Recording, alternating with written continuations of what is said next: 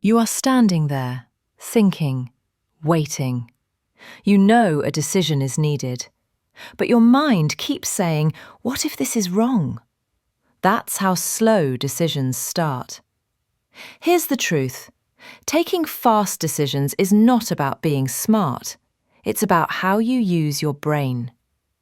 Your brain has two modes. One mode thinks forever.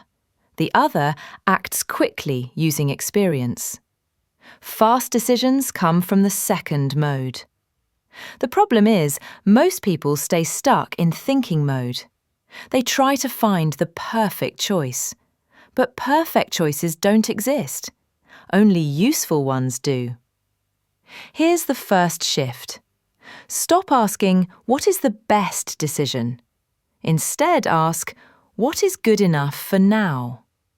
That one question speeds everything up. Next, limit your options. Too many choices confuse the brain. If you have 5 options, cut it down to 2. Your brain decides faster when the path is clear. Now, here's something surprising. Your body often knows before your mind. Notice how your body reacts. Does one option feel lighter, calmer? That's not magic. That's your brain using past experience. Another powerful trick is time limits.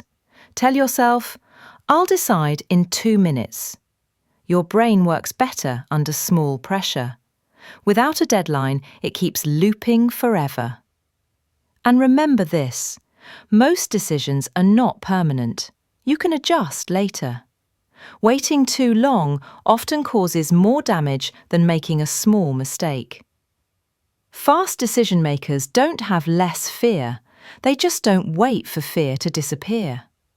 So next time you're stuck, choose, act, adjust. Because clarity doesn't come before action. It comes after. If you enjoy simple psychology and brain facts that help in daily life, follow Fact Factory.